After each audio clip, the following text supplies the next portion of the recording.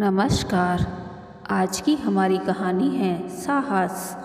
आद्या की रजत के साथ सगाई हो गई। 2 महीने बाद शादी की तारीख पक्की कर दी गई। शादी की तैयारियां बड़े जोर शोर से चल रही थीं।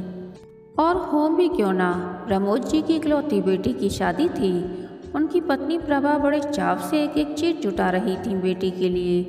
उनका बेटा अनमोल अभी 15 साल का था। शादी के लिए हॉल बुक किया गया। मेहंदी वाली, ब्यूटी पार्लर वाली, कैटरिंग, डेकोरेशन, हर तैयारी आद्या के माता पिता बड़े चाव से कर रहे थे।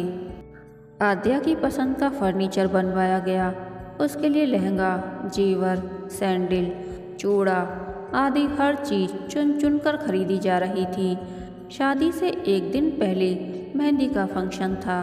फंक्शन के लिए हरे रंग के सूट की थीम रखी गई। आद्या के लिए बहुत खूबसूरत फूलों वाली ज्वेलरी बुक करवाई गई। आद्या के हाथों में मेहंदी लग रही थी। हरे रंग का सूट और फूलों वाली ज्वेलरी पहने उसके चेहरे की चमक उसकी खुशी बयान कर रही थी। प्रभा और प्रमोद जी बेटी का खिला हुआ चेहरा देखकर बहुत खुश थे।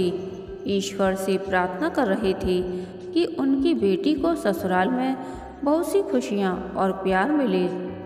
उन्हें यकीन था कि उनकी सर्वगुण संपन्न बेटी उस घर में जल्दी ही सबका मन जीत लेगी।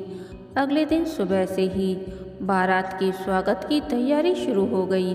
दोपहर को आद्या तैयार होने के लिए ब्यूटी पार्लर चली गई। रात को 8 बजे बारात के स्वागत का समय था। निश्चित समय पर बारात आ गई। दरवाजे पर स्वागत के बाद बारात ने पंडाल में प्रवेश किया। चाय नाश्ता चल रहा था। अचानक कुछ हंगामा सा शुरू हो गया। प्रमोद जी और उनका छोटा भाई विनोद दोनों जल्दी से दूल्हे के पास पहुंचे तो देखा कि दूल्हा जोर जोर से चिल्लाकर बोल रहा था। प्रमोद जी की घबराहट के मारे आवाज़ ही नहीं निकल रही थी। विनोद जी ने पूछा, क्या हुआ बेटा?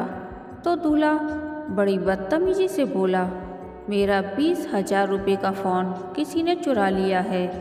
विनोद जी बोले, बेटा कहीं गिर गया होगा, अभी ढूंढ लेंगे, टेंशन मत लो। लेकिन वह कुछ समझ ही नहीं रहा था।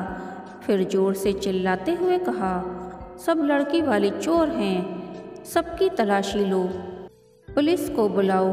प्रमोद जी बोले, बेटा ऐसा मत कहो, अभी मिल जाएगा तुम्हारा फ़ोन।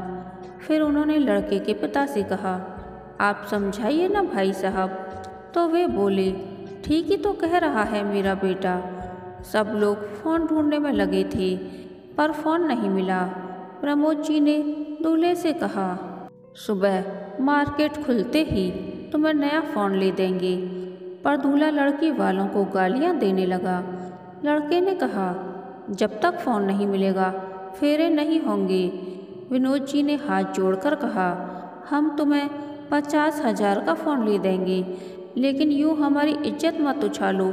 इतने वेटर हैं, कैटरिंग वाला स्टाफ है, किस पर शक करें? जिन रिश्तेदारों को इतने प्यार से आमंत्रित किया है उन पर ऐसे इल्ज़ाम मत लगाओ। पर दूल्हा और उसके पिता कुछ समझने को तैयार नहीं थे। इतने में अचानक दूल्हे के गाल पर एक झन्नाटेदार थप्पड़ पड़ा। यह आद्या थी। वह बोली, भाग जाओ यहाँ से, मुझे तुम जैसे बदतमीज इंसान से शादी नहीं करनी, जिसे बड़ों से बात करने की तमीज़ तक नहीं है। फिर वो अपने पापा की ओर मुड़ी और बोली, पापा, ये आदमी भरी सभा में आपकी इज्जत उछाल रहा है तो शादी के बाद मेरे साथ कैसा व्यवहार करेगा? चाचा जी, मुझे अपने परिवार की इज्जत बहुत प्यारी है, इसे धक्के मार कर निकालिए यहाँ से, मुझे शादी नहीं करनी। फिर क्या था, सबने मिलकर बारात को भगा दिया। प्रमोद जी और प्रभा जी रो रहे थे। तभी उसके चाचा मुस्कुराकर बोले, भैया भाभी, आप लोग रोना बंद कीजिए, हमें तो गर्व होना चाहिए अपनी बेटी पर।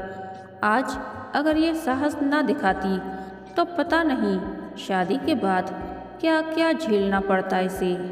फिर वे हाथ जोड़कर अपने रिश्तेदारों की ओर मुखातिब होते हुए बोले, जो होना था वो तो हो गया। अब खाना तैयार है, आप लोग खाना खाकर जाइएगा। और सब लड़के मिलकर बाकी सारा बचा हुआ खाना पास की झुकी बस्ती में बांट कर आओ। खाना बर्बाद नहीं होना चाहिए। कहानी के अंत तक बने रहने के लिए धन्यवाद। यह कहानी आपको कैसी लगी प्लीज़ कमेंट करके बताइए।